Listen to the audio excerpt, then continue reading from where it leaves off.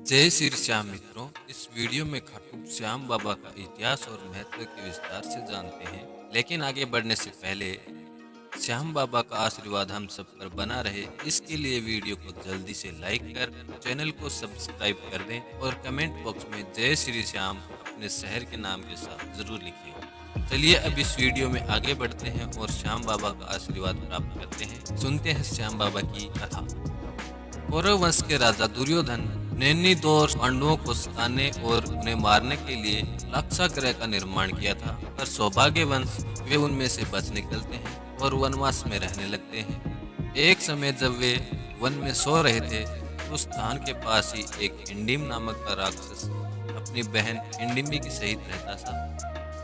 तब उसको मनुष्य की खुशबू यानी पांडवों की गंध आई, तो उन्होंने देखकर ये राक्षस अपनी बहन से बोला, इन मनुष्य को मारकर मेरे पास ले आओ। अपने भाई के आदेश से वह वहां आई, जहां पर पास ही सभी भाई द्रौपदी सहित सो रहे थे और भीम उनकी रक्षा में जगा रहा था। भीम के स्वरूप को देखकर हिंडिमी उस पर मोहित हो गई और मन ही मन ये सोचने लगी कि ये मेरे लिए उपयुक्त पति यही हो सकता है। उसने भाई की परवाह किए बिना भीम को अपना पति मान लिया। कुछ देर बाद हिंडिमी के वापस न लौटने पर हिंडिमासुर वहां पर आया और एक सुंदर स्त्री के भेष में अपनी बहन को भीम के साथ बात करते देखकर क्रोधित हो गया। तत्पश्चात हिंडिमी के अनुनय विनय से माता कुंती व युधिष्ठिर के निर्णय से दोनों का गंधर्व विवाह हुआ। उपरोक्त अवधि के अंतर्गत हिंडिमी गर्भवती हुई और एक महाबलवान पुत्र को जन्म दिया। बाल रहित होने से बालक का नाम घटोत्कच रखा गया। अब हिंडिमी ने कहा कि मेरा भीम के साथ रहने का समय समाप्त हो गया है और आवश्यकता होने पर पुनः मिलने के लिए कहकर वह अपने अभीष्ट स्थान पर चली गई। साथ ही घटोत्कच भी सभी को प्रणाम कर आज्ञा लेकर उत्तर दिशा की ओर चला गया। उसके बाद उनकी मुलाकात श्री कृष्ण से हुई। जल्द ही कृष्ण के कहने पर मणिपुर में मूर्धत्य की लड़की कामकंटका से गंधर्व विवाह हुआ। वह कुछ समय व्यतीत होने के पश्चात उन्हें भी एक महान पराक्रमी पुत्र को जन्म दिया, जिसके शेर की भांति सुंदर केशों को देखकर उनका नाम बर्बरिक रखा गया। बल की प्राप्ति के लिए उसने देवियों को निरंतर आराधना की। तीनों लोकों में किसी में ऐसा दुर्लभ अतुल्य बल का वरदान पाया। देवियों ने बर्बरिक को कुछ समय वहीं निवास करने के लिए कहा और कहा कि एक विजय नामक ब्राह्मण आएंगे, उनके संग में तुम्हारा और अधिक कल्याण होगा। आज्ञा अनुसार बर्बरिक वहां रहने लगा। तब मगध देश के विजय नामक ब्राह्मण वहां आए और 7 शिवलिंगों की पूजा के साथ ही विद्या की सफलता के लिए देवियों की पूजा की। ब्राह्मण को सपन में आकर कहा कि दिग्ध माता के सामने आंगन में साधना करो, बर्बरिक तुम्हारी सहायता करेगा। ब्राह्मण के आदेश से बर्बरिक ने साधना में विघ्न डालने वाले सभी राक्षसों को यमलोक भेज दिया। उन असुरों को मारने पर नागों के राजा वांशिक वहां आए और बर्बरिक को दान मांगने के लिए कहा। तब बर्बरिक ने विजय की विघ्न हर तपस्या सफल हो यही वर मांगा। ब्राह्मण की तपस्या सफल होने पर उन्हें बर्बरिक को युद्ध में विजय होने का वरदान दिया। तत्पश्चात विजय को देवताओं ने सिद्धघनचार्य प्रदान किया। तब से उनका नाम सिद्धघनसेन हो गया। कुछ काल बीत जाने के बाद कुरुक्षेत्र मैदान में कौरवों और पांडवों के बीच में युद्ध की तैयारी होने लगी। इस अवसर पर बर्बरिक भी अपने तेज नीले घोड़े पर सवार होकर आ रहे थे। तब रास्ते में ही भगवान श्री कृष्ण ने बर्बरिक की परीक्षा लेने के लिए ब्राह्मण के वेश में उनके पास पहुंचे।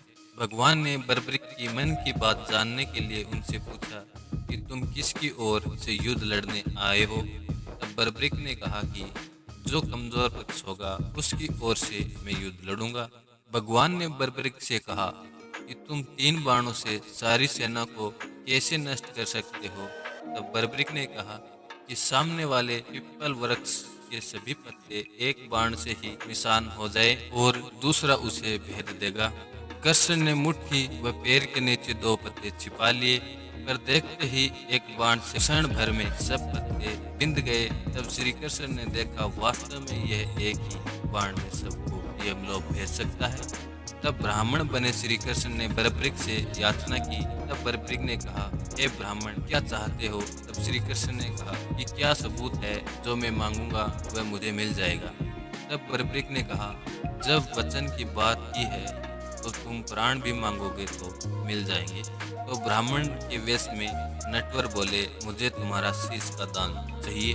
यह सुनकर बरब्रिक स्तब्ध रह गए और बोले, मैं अपना वचन सहर्ष पूर्ण करूंगा, पर सत्य हो आप कौन हो? तब श्री कृष्ण ने अपना विराट स्वरूप बताते हुए कहा कि मैंने ये सोचा कि यदि तुम युद्ध में भाग लेंगे तो दोनों कुल पूर्णतया नष्ट हो जाएंगे। तब बरब्रिक ने कहा कि आप मेरा शीश का दान ले लीजिए, पर मेरी एक इच्छा है कि मैं युद्ध को आखिर तक देख सकूं। तब भगवान ने कहा कि तुम्हारी ये इच्छा पूरी होगी। तब बरब्रिक ने अपना शीश धड़ से काट कर दे दिया। शीश को अमृत जड़ियों के सहारे पहाड़ के ऊंचे शिखर पीपल वृक्ष पर स्थापित कर दिया। 18 दिन तक चले युद्ध में पांडवों को विजय प्राप्त हुई, साथ ही उन्हें अपनी जीत पर घमंड हो गया। तब कृष्ण उन सब को लेकर वहां पहुंचे जहां बरब्रिक का सिर स्थापित था। बरब्रिक के सामने पांडव अपनी अपनी वीरता का बखान करने लग गए। तब बरब्रिक के सिर ने कहा कि आप सबका घमंड करना व्यर्थ है। जीत श्री कृष्ण की नीतिज्ञ से मिली है। मुझे तो इस युद्ध में श्री कृष्ण का सुदर्शन चक्र ही चलता नजर आ रहा था। इसके बाद बरब्रिक चुप हो गए और आकाश में फूलों की वर्षा होने लगी। तब भगवान श्री कृष्ण ने प्रसन्न होकर बरब्रिक को वरदान दिया कि कलयुग में मेरे श्याम नाम से पूजे जाओगे और तुम्हारे स्मरण से ही सभी मनोरथ पूर्ण होंगे। तो दोस्तों, ये थी आज की कहानी। आपको कैसी लगी कमेंट बॉक्स में ज़रूर बताएं। यदि आज की कहानी आपको पसंद आई तो वीडियो को लाइक कर जाते जाते चैनल को सब्सक्राइब जरूर करें, क्योंकि इस चैनल पर सीखने के लिए बहुत कुछ है। फिर मिलते हैं ऐसे ही किसी शानदार वीडियो में रोमांचक कहानी के साथ। तब तक हंसते रहें, मुस्कुराते रहें और जय श्री श्याम का नारा लगाते रहें। बोले जय श्री श्याम।